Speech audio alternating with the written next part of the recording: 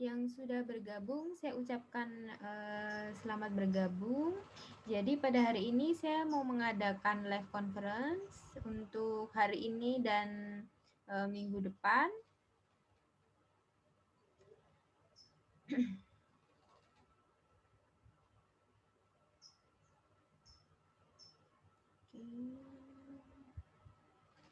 Mungkin ada yang share ke WA grup mungkin ya untuk memberitahu teman-teman yang lain kalau saya mau mengadakan live.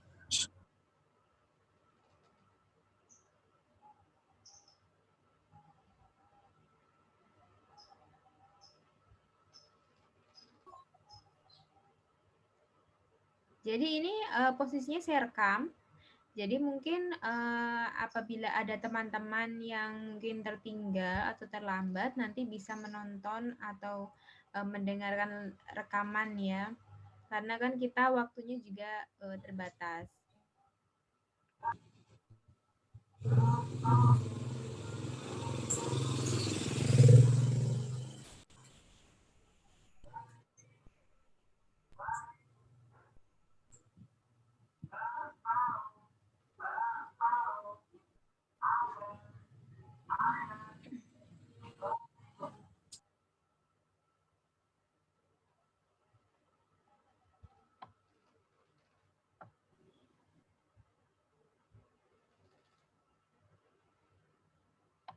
Ya, silakan untuk yang sudah bergabung bisa meninggalkan nama dan NPM di kolom chat.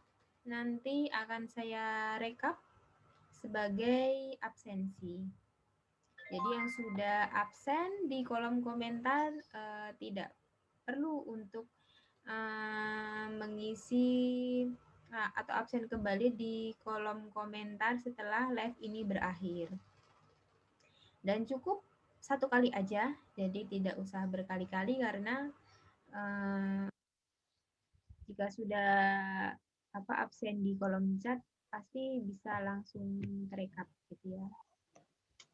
Oke, sambil menunggu teman-teman yang lain karena ini juga saya rekam, saya mulai aja ya karena juga waktunya berjalan. Jadi pada hari ini saya melakukan live untuk menerangkan mengenai manajemen operasi karena bab ini termasuk bab yang kompleks ya. Jadi bagi kalian yang mungkin kerja di perusahaan manufaktur, yaitu penghasil barang dan jasa, penghasil barang, atau maksudnya bekerja di perusahaan jasa barangkali ya kan, ini nanti bisa jadi gambaran gitu ya, mungkin oh ternyata teorinya seperti ini gitu ya.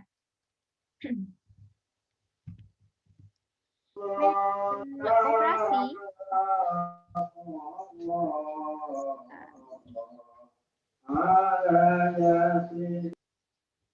Manajemen operasi di sini adalah rangkaian aktivitas untuk menghasilkan nilai dalam membentuk barang dan jasa, yaitu mengubah input input itu misalnya kalau perusahaan manufaktur itu barang mentahnya, ya.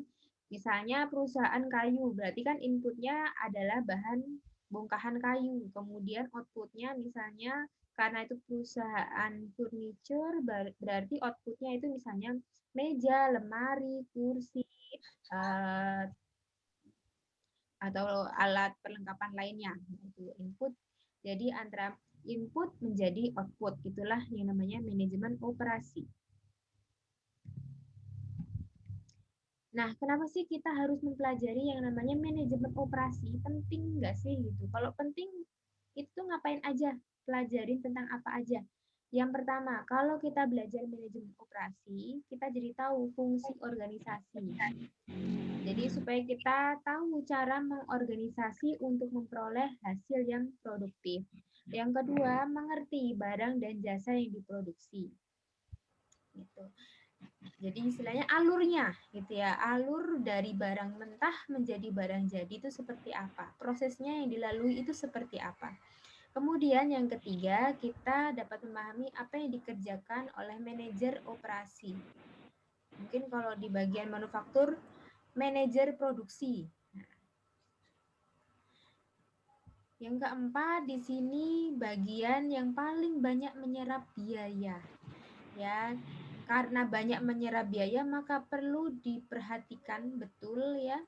Karena jika terjadi kesalahan, ya pastinya biaya yang akan ditanggung oleh perusahaan akan semakin besar.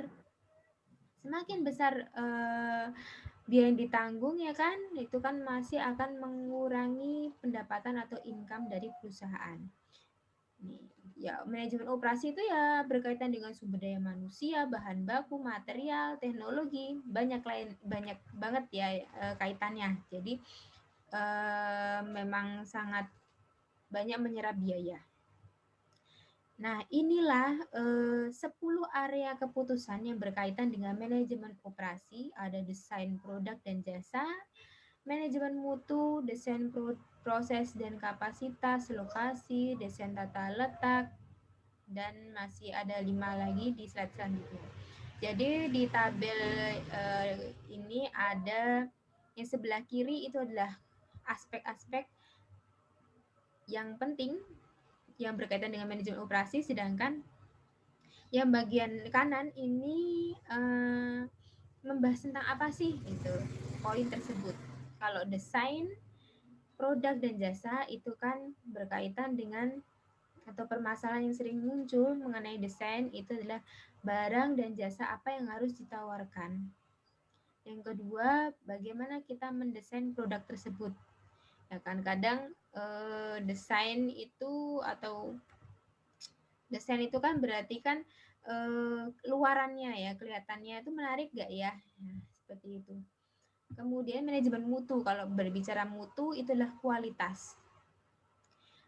Ada 2 tipe handphone. Yang satu mahal, yang teknologinya tinggi, kualitasnya katanya tinggi, harganya tinggi. Sekitar misalnya 50 juta, 20 juta kan handphone iPhone. Ada lagi handphone itu yang apa namanya, kalau dari luarannya, casingnya segala macam itu hampir sama dengan harganya 20 juta.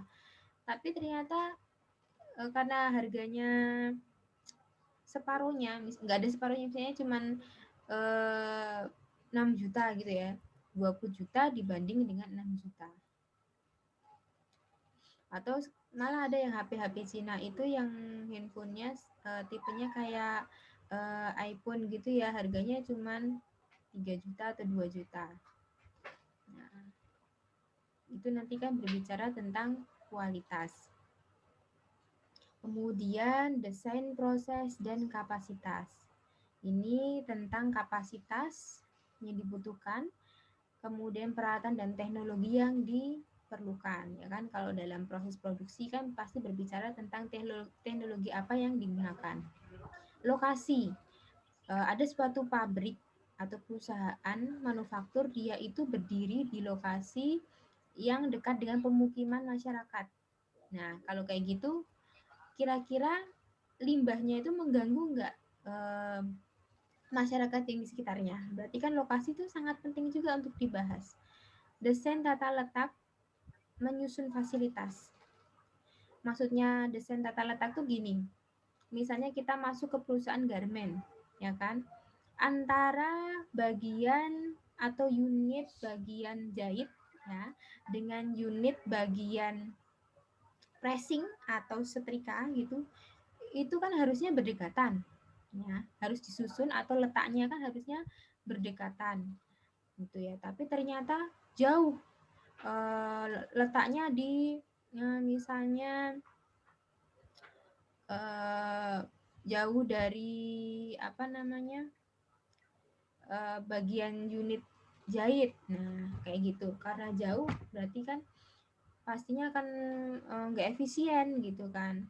Nah, itu beberapa fasilitas atau unit yang harus disusun.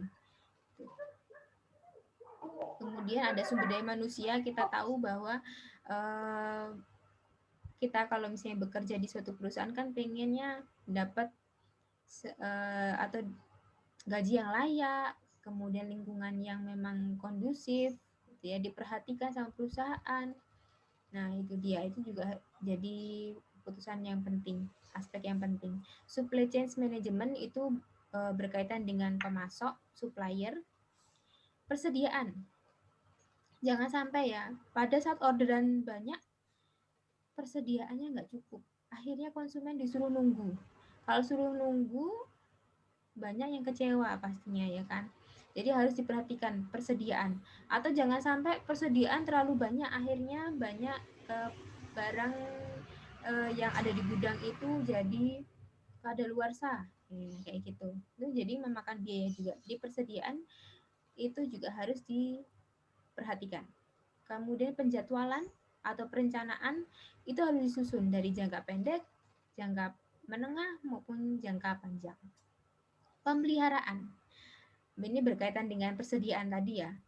Kalau misalnya kita nyetok barang di gudang ya kan untuk persediaan, tapi tidak pernah yang namanya dilakukan perawatan terhadap stok-stok barang yang ada di gudang. Nah, itu nanti kan lama-lama jadi rusak gitu. Misalnya nih dari perusahaan garment, stok kain gitu ya ada di gudang, tidak pernah dilakukan perawatan atau pemeliharaan dari stok yang ada di gudang. Akhirnya apa? Akhirnya nanti pada saat mau dipakai rusak gitu kan, atau ada yang kotor lah seperti apa gitu ya. Akhirnya kan di-reject, nggak bisa dipakai.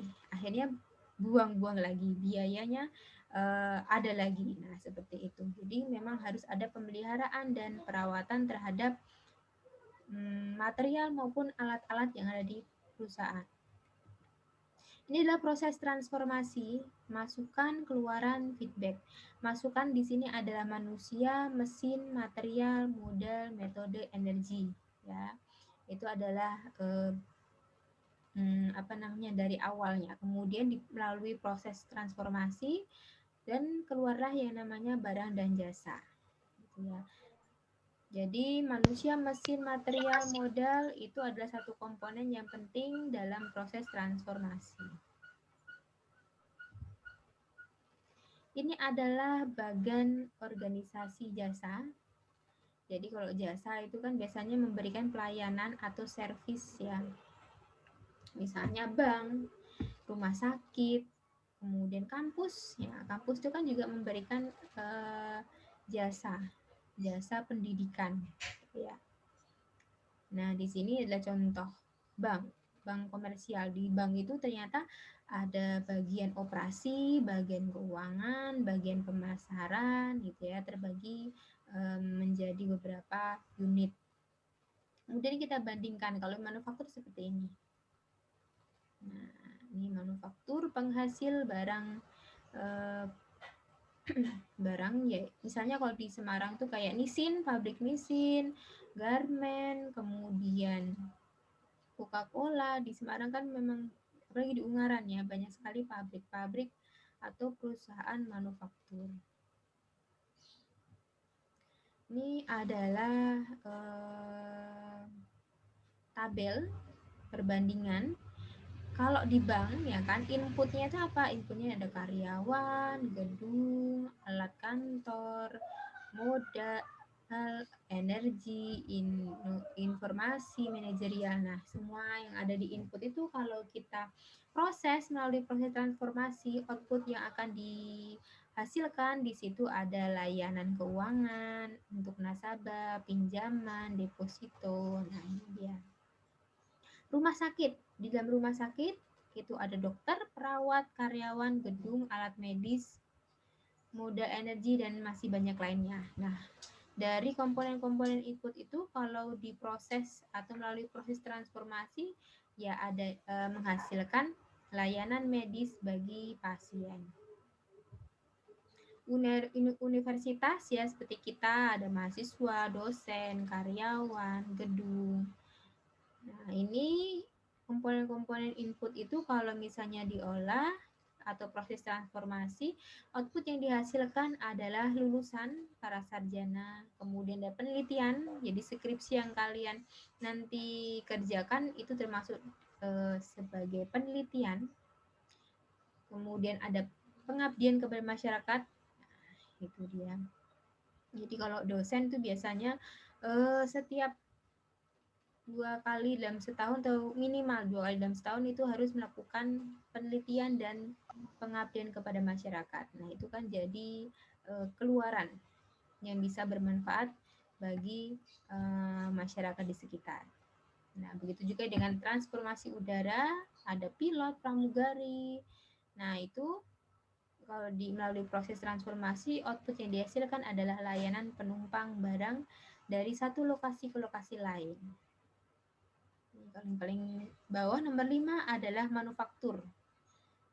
Contohnya tadi kayak garment ya kan, ada karyawan, gedung, modal, material.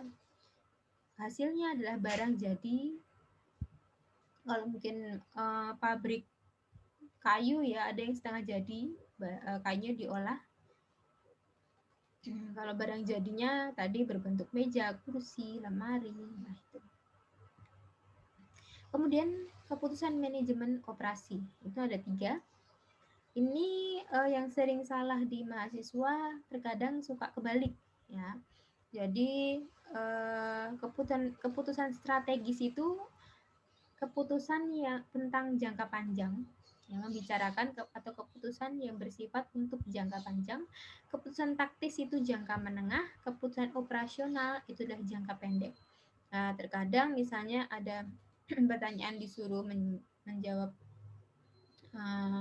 bagaimana atau sebutkan keputusan operasional dari perusahaan. Nah, tapi dia menjawabnya yang jangka panjang. Nah, suka kadang terbalik.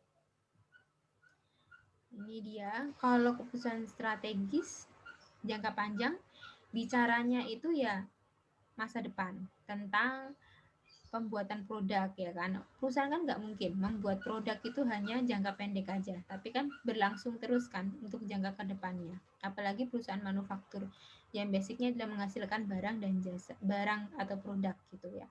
Nah, pasti kan bicaranya tentang pembuatan suatu produk.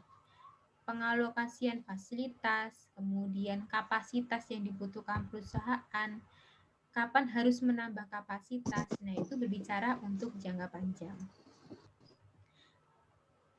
Taktis. Nah, di sini taktis menengah, jangka menengah.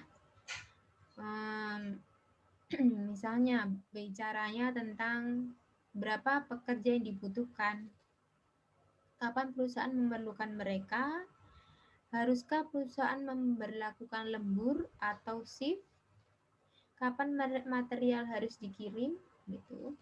Haruskah perusahaan punya persediaan barang jadi.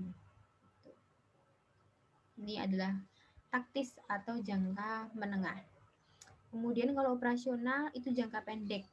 Biasanya harian atau mingguan atau bulanan. Bicaranya jangka pendek. Jadi pekerjaan yang harus dilakukan hari ini itu apa saja. Kemudian siapa yang harus mengerjakan tugas ini gitu. Siapa yang bertanggung jawab terhadap tugas ini. Nah, itu bicaranya kan jangka pendek. Bicaranya hari ini, tentang hari ini, minggu ini atau bulan ini gitu. Oke, ini tadi sudah dijelaskan. Jadi apa namanya, perusahaan manufaktur ya, apalagi ya, banyak sekali ya komponen-komponen seperti yang sudah saya jelaskan. Ada 10 aspek penting yang harus diperhatikan. Kalau tidak diperhatikan pasti akan memakan biaya gitu.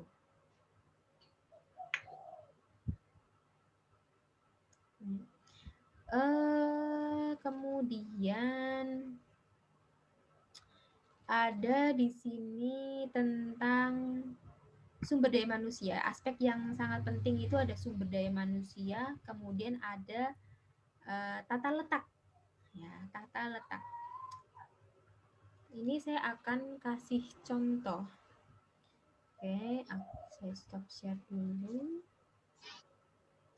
Saya akan kasih contoh. Jadi mungkin ada yang pernah belanja di online, ya kan? Kalau anak muda.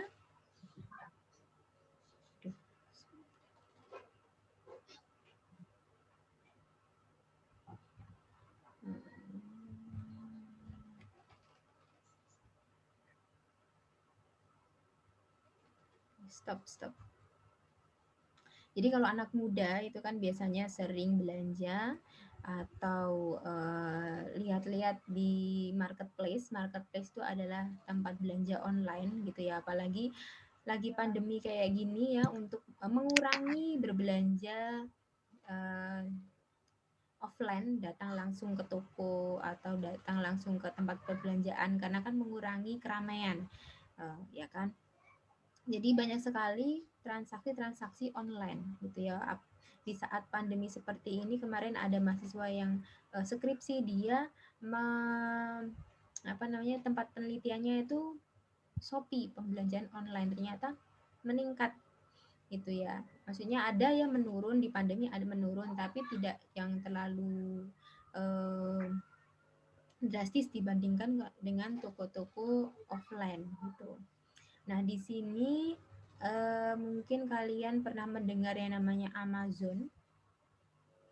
Amazon ini ada di Amerika, jadi pusat perbelanjaan, bukan pusat perbelanjaan, jadi kayak toko online. Nah, toko online.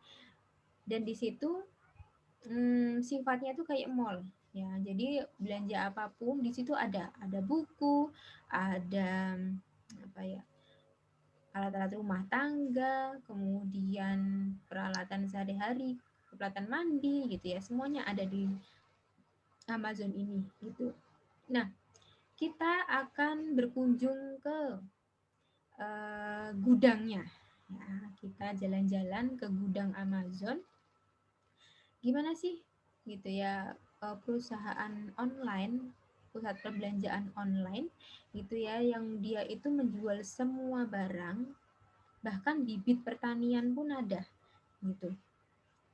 Mau tahu cara penataan gudangnya, karena kan tadi kan operasional kan kita akan melihat perusahaan manufaktur ya, itu proses penyimpanan di gudang itu seperti apa, tata letak. Tadi kan sempat dibahas ya, kita akan jalan-jalan ke perusahaan Amazon secara online jalan-jalannya. Nah, jadi ini adalah robot, namanya Kiva. Robot ini jadi karena saking besarnya ya perusahaan Amazon ini, dan untuk mengurangi kecelakaan ya, apalagi kan kalau perusahaan besar butuhnya cepat gitu ya, cepat melayani customernya tanpa adanya tingkat error gitu ya, human errornya dikurangin. Jadi dia memperkerjakan para robot yang namanya Kiva. Jadi di sini apakah masih ada sumber daya manusia? Ada gitu ya, tapi bukan di bagian gudang, mungkin bisa dialihkan ke bagian accounting atau bagian yang lainnya. Jadi waktu Amazon memutuskan untuk memperkerjakan robot itu, sempat ada yang namanya banyaklah masyarakat yang kurang setuju ya, karena itu nanti akan berdampak pada sumber daya manusia, PHK dan lain sebagainya. Tapi pihak Amazon juga sudah menjelaskan yaitu pengaruhnya terhadap PHK itu kecil gitu ya. Tetap kita membutuhkan manusia.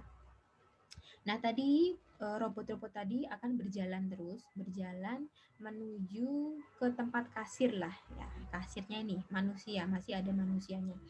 Jadi pada saat ada orderan masuk ya, robot-robot tersebut akan berjalan ke kasir. Kemudian si orangnya ini, petugasnya ini akan mengambil barang yang dipesan. Misalnya ada orderan masuk, misalnya buku pengantar bisnis misalnya seperti itu ya. Kemudian diambillah gitu ya. Nah, nanti robot ini misalnya kita ambil nih, si kasir ambil satu buku. Nah, di sini si robot itu udah mengetahui gitu ya. Ada pengurangan barang yang ada di tempatnya dia ini. Misalnya ada barang yang bertambah atau ada yang berkurang, dia sudah otomatis apa ya namanya, terekam gitu. Ini dia. Jadi ya beginilah ya, masa depan itu teknologi semakin berkembang. Nah, seperti ini. Kenapa sih perusahaan Amazon memutuskan untuk menggunakan para robot itu? Nah, salah satunya yaitu tadi, karena persediaan di gudang itu banyak, kemudian kita juga butuh kecepatan untuk mengurangi kecelakaan, human error dan sebagainya. Ini diperkerjakanlah robot. Setelah menggunakan robot, apakah masih ada error? Tentunya masih ada, tapi kemudiannya masih sedikit. Gitu. Ini untuk alat berat, ya kan? Ya? Mohon maaf Bu, ini izin tanya, untuk PowerPoint-nya ini memang tidak ada ya Bu ya? Soalnya di beberapa mahasiswa warnanya hitam. Di layarnya nggak ada Bu. Nggak ada Bu. Nggak Ini ada video. Videonya nggak ada. Oh, nggak ada. Oke, sebentar. Tadi PPT-nya keluar. Oh, PPT keluar tadi. Bisa.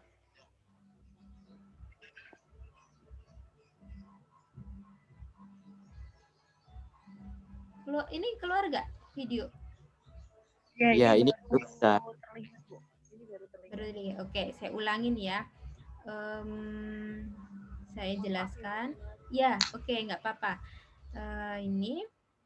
Nah, ini yang tadi saya bilang Kiva. Kiva ini adalah robot ya, robot yang ada di perusahaan Amazon. Amazon itu adalah perusahaan kayak tempat belanja online gitu ya. Tuh. Jadi semua barang ada di sini. Mau beli buku, mau beli peralatan dapur, peralatan mandi, atau misalnya bibit pertanian, kamu mau beli bibit tanaman apa gitu ya. Nah, di situ ada ya, saking lengkapnya. Nah, karena pelanggannya itu banyak ya, bukan hanya di Amerika aja tapi seluruh dunia gitu. Untuk menata gudang, kemudian mengurangi kecelakaan gitu, pasti kecelakaan itu adalah human error itu, maka diperkerjakanlah Kiva. Kiva ini adalah robot yang berjalan seperti ini ya. Nanti kalau misalnya ada pemesanan gitu ya, dia akan menuju ke kasir. Ya, istilahnya kasir gitu ya, orang yang akan mengambil barang tersebut. Ya, dijamin ini walaupun banyak nggak bakal tabrakan. Ya, berjalan terus sesuai, misalnya saya order buku pengantar bisnis, maka rak buku pengantar bisnis itu akan jalan ke kasir. Nanti kalau sudah bukunya diambil oleh si kasir, dia akan kembali ke tempat semula. Ya. Nah, ini kasirnya. Oke. Nih, saya percepat. Nah, ini dia robot-robot lainnya, ya kan, tinggi sekali. Kalau misalnya memperkerjakan orang, pertama dari segi kecepatan, dari segi kesalahan atau keteledoran gitu. Apakah Amazon masih memperkerjakan manusia? Masih, namun di bagian lain gitu ya. Memperkerjakan robot ini karena pertama mereka menganggap bahwa bisa efisien dan efektif, mengurangi biaya-biaya kerusakan dan lain sebagainya. Nah, ini masih ada manusianya untuk memisah-misahkan. Jadi setiap wadah ini ya, ini setiap konsumen. Jadi dia akan berjalan menuju packing.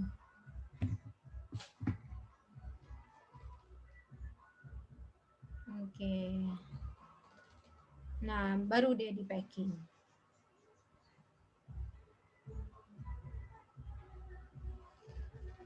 Oke, itu salah satu contoh untuk perusahaan Amazon.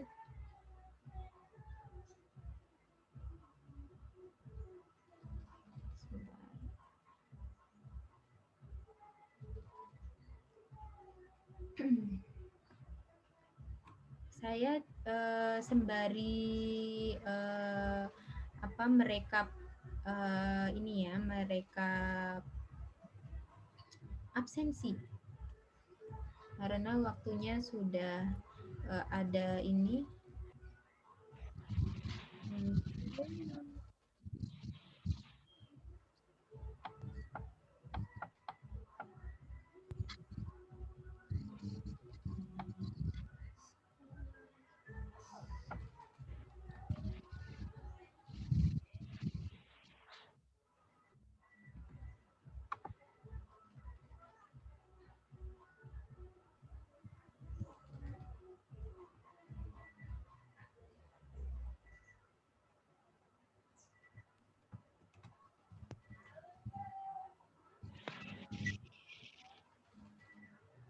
Oke, sudah terekap sampai dengan Mbak Citra Misfatul.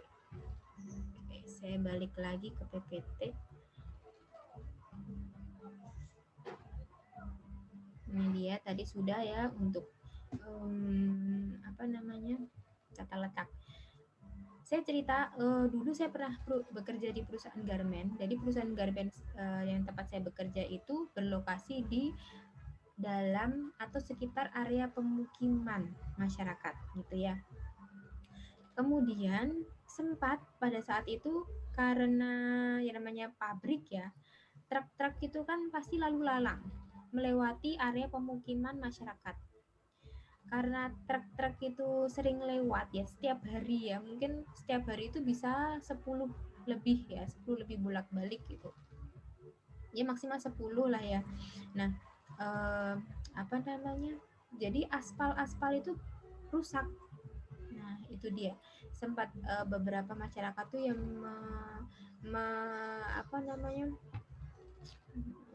banyak yang kurang suka gitu ya.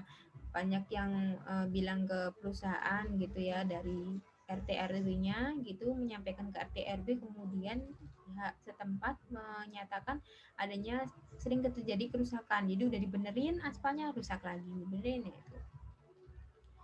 Nah, jadi kalau rusak aspalnya kan kadang debu-debu itu kan banyak gitu. Nah, itu dia, itu aspek juga lokasi yang harus atau yang perlu diperhatikan gitu.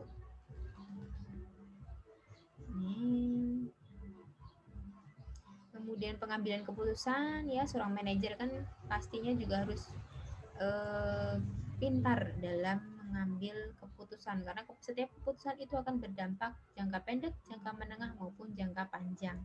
Nah, ini adalah beberapa tahapan yang harus dilakukan oleh manajer dalam mengambil keputusan. Ada 6 tahap.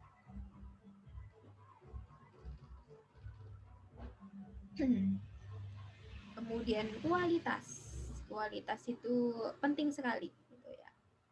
Nah, pernah ada mahasiswa itu yang cerita, Bu, saya tuh pernah belanja online, bajunya itu bagus banget, Bu, tapi harganya waktu itu dress ya, biasanya harganya itu 400.000, ini cuman 100.000 gitu ya. Setelah barangnya sampai, ternyata kainnya itu tipis banget, kayak orang bilangnya sarung tahu gitu ya. Nah, ternyata setelah itu banyak yang komplain di kolom keterangannya, itu banyak yang kecewa.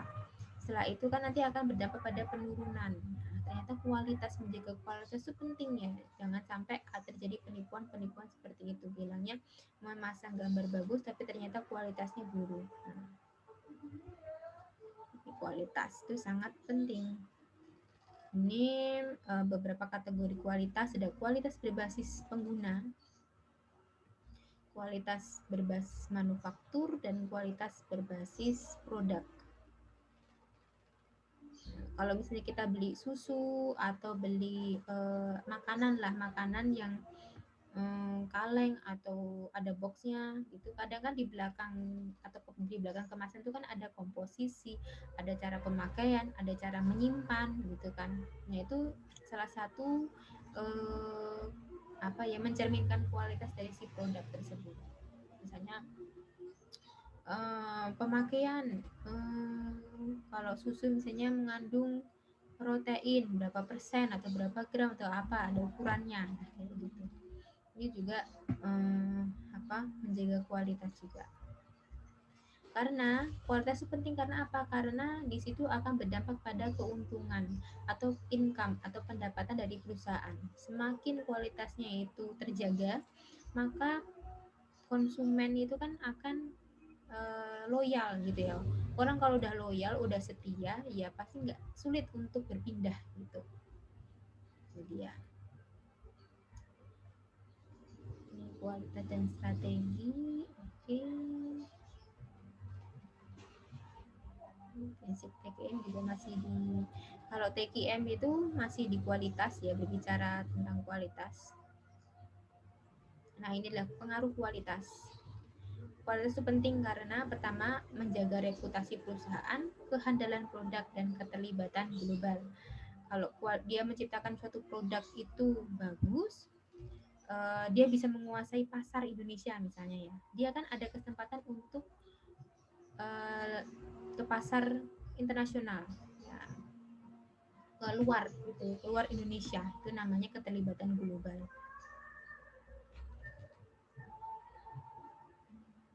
Oke, ini saya mungkin membahas yang penting.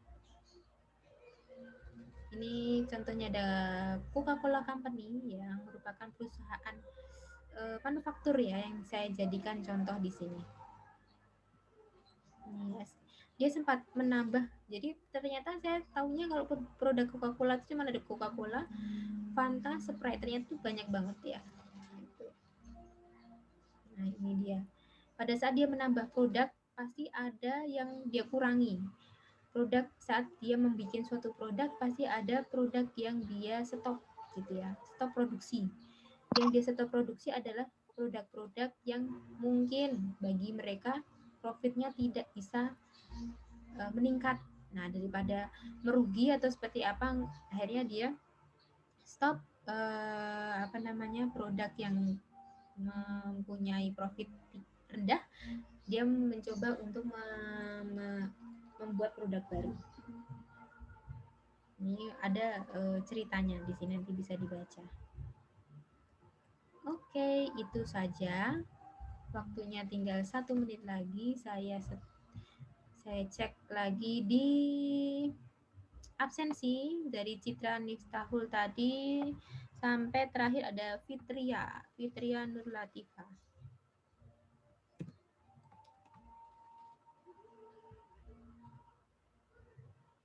Oke, mungkin ada yang mau bertanya.